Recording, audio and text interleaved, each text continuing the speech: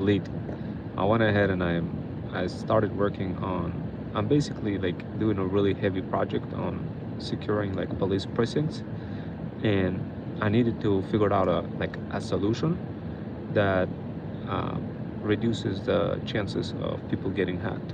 And what I did is I built a really powerful uh, kind of like a dashboard plus live simulation environment. So before I would have to rely on PowerPoint slides, and I still rely on PowerPoint slides and Google Slides. But what I decided to do is like use Opus 4.6 to create like interactive dashboard in combination with like simulator environment. And so this way I could clearly sift through each of the complexities relatively quickly and present everything to police department and show them how our solution works, that self-learns automatically the best behavioral kind of patterns in terms of somebody requesting access, etc., and updates itself, self-learns, groundifies itself, reacts, verifies intent. So I included like intent telemetry information and lots of other information that is tied to like AI, cybersecurity, data analytics, and of course like layer 7, layer 5, layer 6, all those different layers of so this way everything is clearly understood. And of course one of the biggest problems with any kind of slides, you do those presentations, you can go off tangent for forever. You're supposed to read the slide, but slides don't really give you that precise hyper focus of what you're supposed to be doing when working with clients or customers or like your students. They don't necessarily give you they only kind of give you single directional outlook. They don't really give you like a full 360-degree immersive feel. What I was able to build with Opus 4.6. Sheesh. I mean, right now after building this, I'm like, oh my god. Now keep something in mind, guys, when I was building this, before I build anything, there's another process that takes place. Meaning when I'm going on a train, I spend at least like 2.5 hours just writing prompt, meaning like prompt for what I wanna, for how I want the models to behave. And of course, guys, this is some of you probably gonna say, well, how do you know what to say? How do you like? Is this something that I'm supposed to be doing? What if I don't write a good prompt? Guys, like honestly, once you become really good in just business, essentially you got to be good in something, either like some sort of like I'm super good with AI, automations, digital marketing, content creation, and of course like extremely complex concepts that is really hard for anybody to kind of explain with words.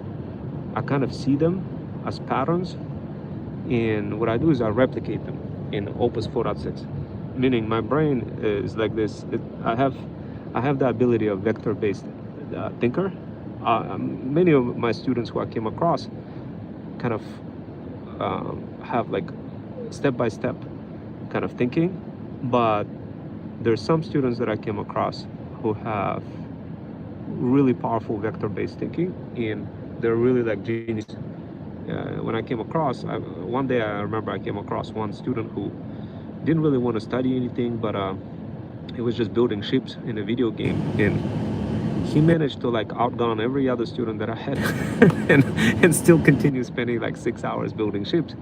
I mean, I had to work with him and kind of help him out to redirect his atomic habits in something more positive that he could do beyond just building ships.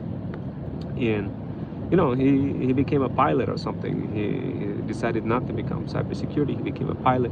So at the end of the day, guys, there's people who has vector-based thinking, but not a lot of, you're not really gonna be able to understand them. They kind of like in their own world. They're really like super geniuses, and they barely even talk. You can recognize them sometimes, and when you do, trust me guys, you want to become their best friend. Like literally, you want to become their best friend.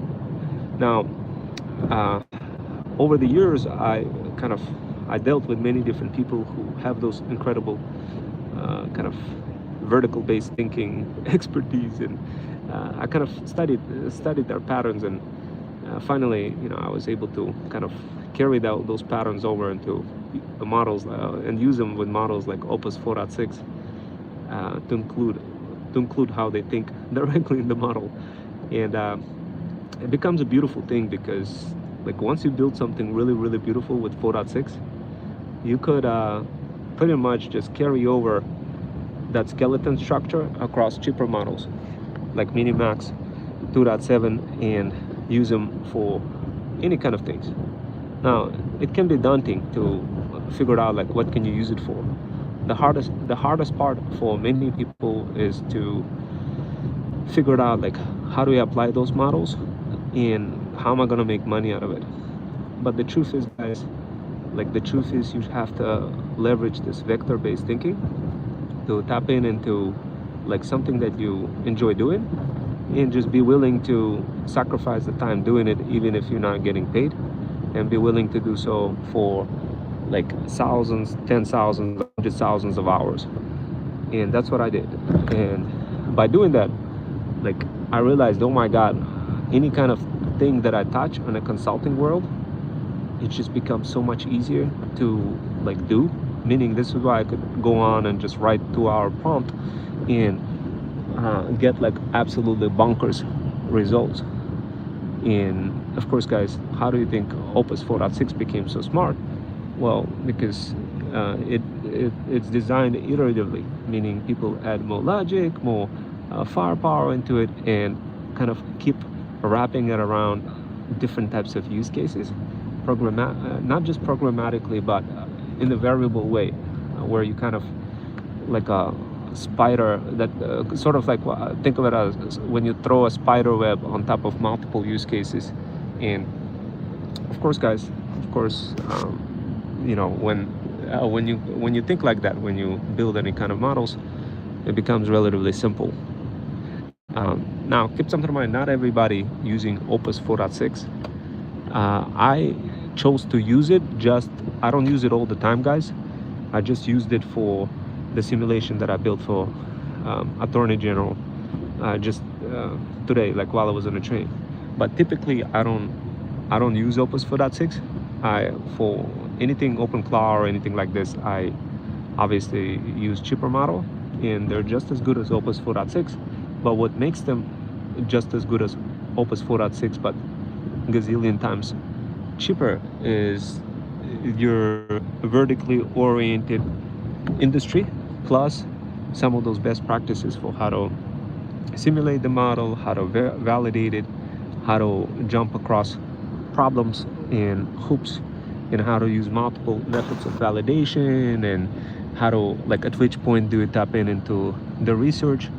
And like once you combine those deep level researches together with like Perplexity and Minimax to kind of drive the actual let's say simulation that you're building, then when you're building that, there's going to be nuances that you yourself wouldn't know, but you do know that whatever the nuances that you come across needs to be agentic and emergent.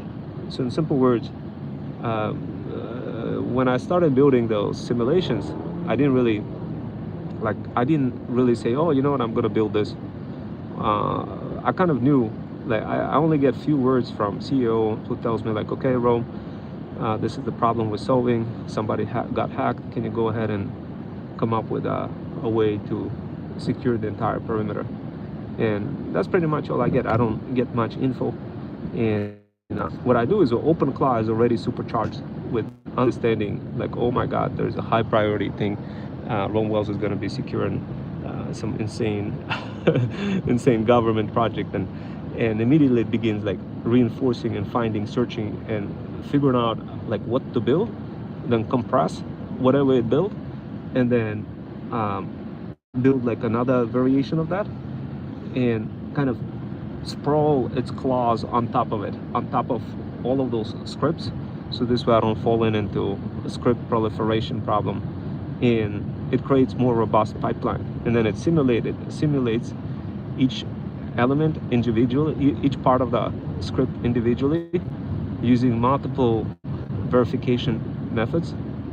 And just by doing that, I was able to get relatively close to Opus 4.6 just in my own use case, using really cheap models like Minimax 2.7, which is, you know, like, oh my god, that's bonkers. But it becomes bonkers if and only if you understand concepts like squeeze theorem in mathematics, and how to squeeze your goals across multiple identities that you have, and synthesize them, and create multiple Git revisions of every version, and go back and validate it and score it and cross-reference back. Like, the key, guys, is the prompt, and not just the prompt, but your natural ability to stay all the way through with like those models, and baking them in a variable way. Meaning, if you just kind of, I'm on a weird side of YouTube. Yeah, you know what, I was on a weird side on YouTube for the past 2 years. Nothing was working for me until I just released OpenClaw, and it started like sprawling itself into YouTube. I don't know if you guys noticed, but it started literally like creating cross-pollinated content in description, including my community where I have like over 30,000 people. It started including my low ticket offer. It started including thumbnails. Like, who's doing that? I'm not doing that at OpenClaw. It synthesizes information across multiple identities of my life, understands what I'm doing at each particular point of my life, and prioritizes all of it, gives weight, and cross-pollinates it with other parts of identities that are mutually beneficial for me and anybody who's involved with those identities. So it may seem like a little bit complex, but what I'm describing is phenomenal.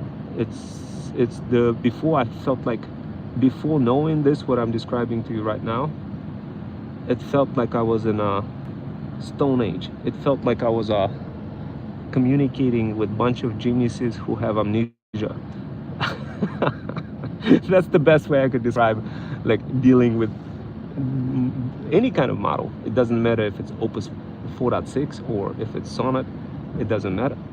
What truly gave like Opus 4.6 its strength is those kind of really variable based, honed down kind of iterative verifications and simulations. Now, as soon as I started reproducing the same exact thing in my own area of expertise, and of course across my identities, across my personal side hustle, my professional, my passion, and crisscrossing it and giving it precise like instructions like this, find the mutual intersects of reasons. Notice how I'm not giving specific instructions, guys. Notice how I'm speaking variable. This is the most incredible thing you could come across. Like, I measured the difference between my previous version of OpenClaw workflows that I was building, and I measured it in comparison to like a week later after I discovered those tricks for how to groundify the model, how to get the model exhibit emergent behavior, how to make sure it doesn't lose memory. Guys, like, I measured the like X factor between each iteration, and I'm talking about like 100x factor. Like, just look at what's happening in my YouTube. YouTube, the OpenClaw is sprawling its way through those YouTubes, and like it's adapting, and it knows, it reads my like whatever the YouTube is going on. Like, all I have to do in a YouTube, all I have to do is I have to trigger the keyword, and I say Here's my keyword, guys, by the way. When I trigger it, OpenClaw listens. It still listens, but it takes extra listening on that part, on that delimiter. So here's my here's the keyword that triggers OpenClaw to do additional analysis on my video and start synthesizing it and doing all that other crazy stuff that makes it possible for you guys to find those videos more. It's coming up with its own optimization techniques now for how to improve YouTube and add comments and create thumbnails and crisscross pollinate different types of content across my videos. Before, it was such a crazy thing to do, like so much mental overload trying to figure out, oh yeah guys, I just came up with this far way of building a digital product or building a conversational AI bot. Let me go ahead and show it to you. Well, before I had to like think where to show it to you, where to add the link, and it just, can you guys imagine, like I don't have to do any of that. OpenClaw is not just sifting through information based on what I told it to, but it's sifting through information based on my identity priority in an optimized cost way. I'm using Freedom Fusion Router, which is basically my way of optimizing costs. And that Freedom Fusion Router is baked in directly in what's called FeudalEducatorClay. FeudalEducatorClay, think of it as a sort of like a blanket that you throw on top of any kind of use case, and it just makes it extremely intelligent.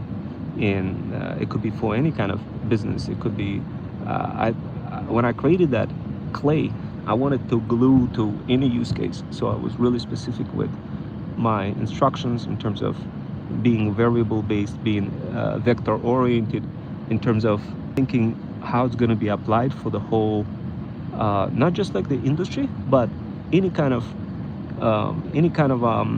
identity, meaning either a creator or a builder or educator or like side hustler, depending on what your identity is. Now the magic when I started seeing true emergent behavior from OpenClaw was when I started synthesizing things. So this is like word, it's a bit mouthful, guys, but don't worry, I'll quickly explain what this means and how it can give you another X factor, providing that you integrate it right away. And guys, when I mean X factor, I mean literally X factor. I mean, oh my God. Let me just describe before I talk about synthesis, let me describe the transformational journey, my transformation journey. Guys, before OpenClaw, I was using N8N and using like Go High Level. I still use Go High Level and still use N8N to some level, but practically, like, why is that? The reason why is because it has groundified reasoning that OpenClaw can interface with. And of course, any kind of groundified reasoning that is tied directly to solid-based workflows is still a solid play, because the problem with any of those models is they kind of choke. They don't execute the same exact thing. Even if you create a skill, they're not gonna execute the same way using the same kind of ingredients, and then you get some really bizarre results and you get cooked no matter what. So I kind of realized that, and when I started using OpenClaw, I was like, wait a second, I need to do something really deterministic, but I also need to do something not just deterministic but verifiable. The first stab I took at creating emergent behavior was when I kind of looked at the class of students. At that point, I joined university, and in university, what I do is I teach students how to land a job in a white collar world, in a enterprise world, and on my talent agency world, where I kind of do this as a passion. I help people like learn how to get clients, how to increase their business, that kind of stuff. So the emergent behavior experiment that I performed with OpenClaw was as follows. You know, me being an educator, me being a talent agency owner, me being a consultant. And what I did is I provided different types of goals for each identity, and I provided like like, what exactly am I doing with university? With university, well, obviously, what is my goal? What is my goal? What is university goal? And what are the other identities goals that are associated with my identity? And of course, I populated all of that. And when I did that, at first I didn't really, like, I knew that there's people around me that I knew that I need to do something for my students.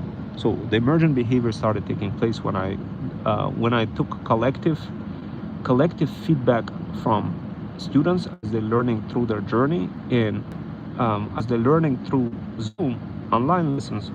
What I did is I captured their memories throughout each session and determined, like, who is the most compatible type of student with one another, and then I matched them on cruise control to breakout rooms.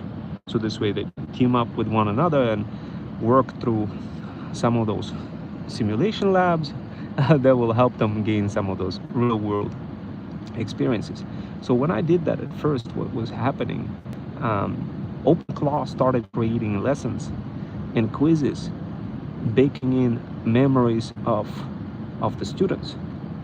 But because I instructed OpenClaw to proactively increase learning effectiveness of students without overwhelming them, while still groundifying them to university rubric metrics, so this way they get they get scored by certain A+, B-, whatever, that kind of stuff. So what I did is I had several elements. I had groundification to curriculum rubric, and I had a clear expectation for them that students need to increase learning effectiveness, and I explained the reason why.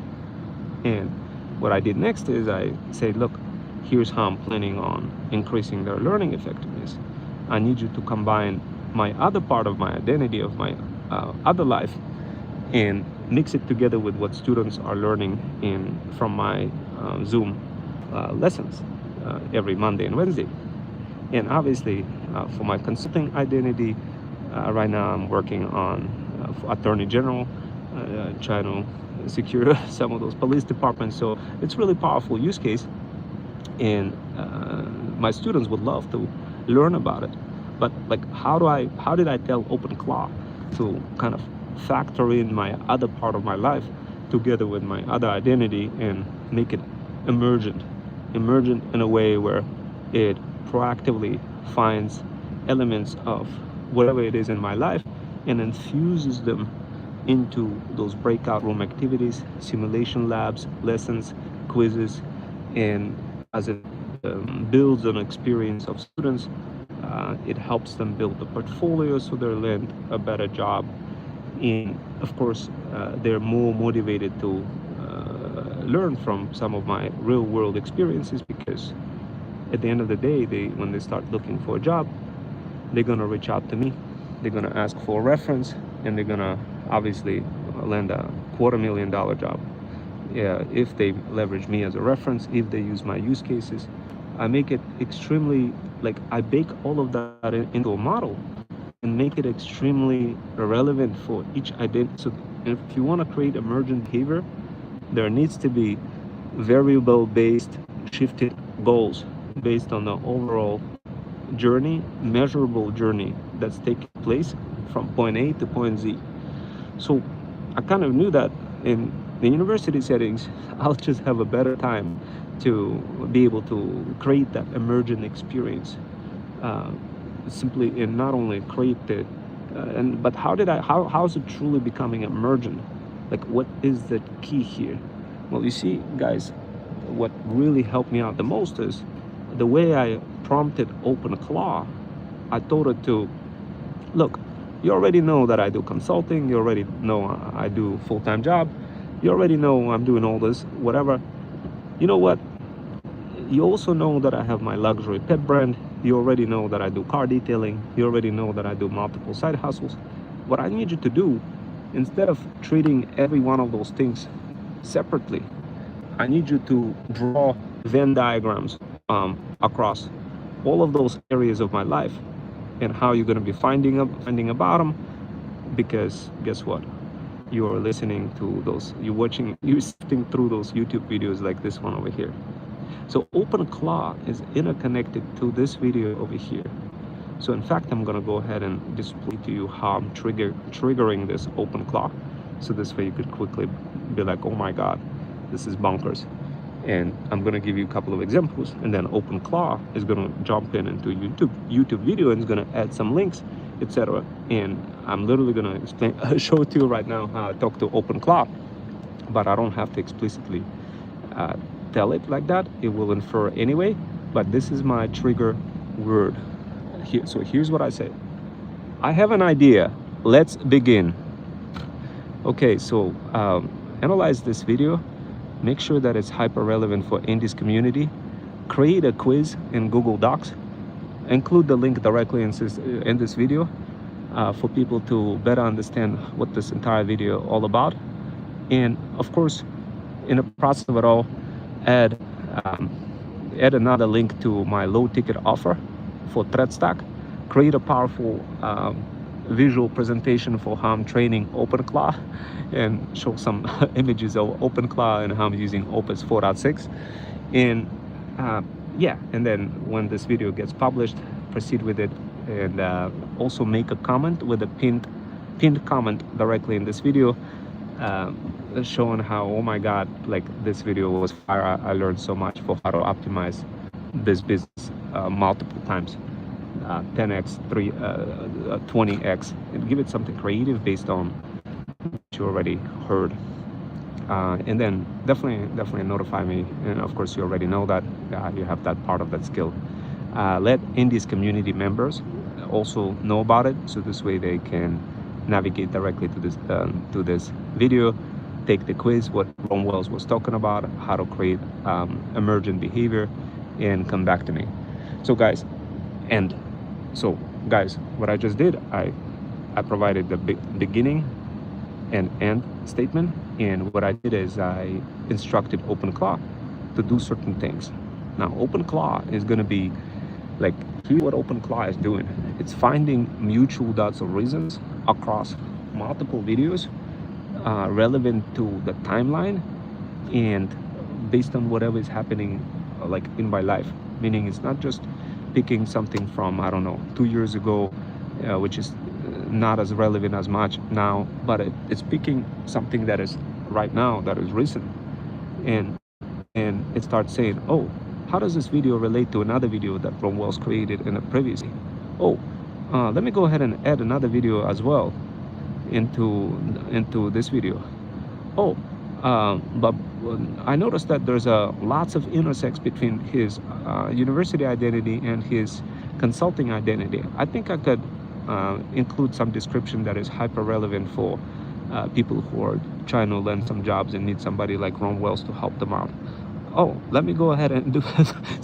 So it's doing all that on its own, meaning like it's calculating the percentages between my university work, because it says, okay, Ron Wells is making money from university work. Ron Wells is making money from his talent agency when somebody takes some of his Feudal Educator's custom coaching programs. Ron Wells is making money from low ticket Thread Stack digital power bundle. Ron Wells is making money from consulting, but by the way, he also needs some students that can do some legwork for him, so he also needs some people to help him out. So let's include that. Let's include all of this for Ron Wells, and then come up with the next optimization and upgrade for this entire pipeline, for the next script, and package that into pipeline, so it compresses everything into a pipeline and makes it super easy for me to kind of realize, oh, I don't really need to worry about anything. The script just compressed everything, removed all the junk that is not needed, and created into one bigger script that's part of the bigger pipeline that's constantly self-learning and optimizing itself, and crisscross the identities together to provide the maximum value and have an entire army of students helping Wells. So at the end of the day, guys, hopefully this makes sense.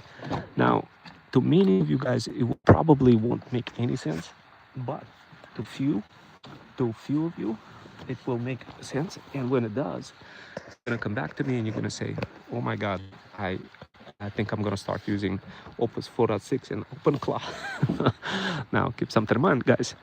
At the end of the day, one of the problems that many students are missing, they simply don't have content. They don't really know what to talk about. And of course, it discourages them completely to be doing anything with OpenClaw or setting things up, um, which is why I do offer a Feudal Incubator, a custom coaching program, where we help students learn which niche to get into. So this way, you're gonna feel more comfortable with knowing what to talk about, knowing how to steer your OpenClaw in the direction of your multiple identities, how to crisscross those identities, how to synthesize them, how to use squeeze theorem to create incredible model from other cheap models that will even be better than Opus 4.6 in your own set of domains, how to groundify them, how to make your business efficiency or your personal life or passion life more. And of course, like right now, I have to deal with the tree. Here, you guys see the trees. Those guys still didn't take the trees. Called the company multiple times. They said they were going to come down and take the trees. They took the money, but never got the trees. So that explains why, like, I have lots of another video that you've probably seen with trees. I mean, look how big the tree is, and like, look at my leg and look at the tree, guys. I mean, how crazy that is. Anyway, the bottom line is, guys, look, you have a lot to think about, you have a lot to process. I'm hoping that many of you guys will do the right thing. I'm hoping that you will DM the word PAF on my Insta to get access to my low ticket offer called Thread Stack digital power bundle. The link is in the bio. And of course, I'm hoping that you guys build your own small little digital power bundle and essentially start making money, start selling and using OpenClaw. And what Thread Stack allows you to do, it allows you to not only learn how to use threads, but also how to create digital product and bundle it and sell it, and of course be more happier. Anyway, that's it for now.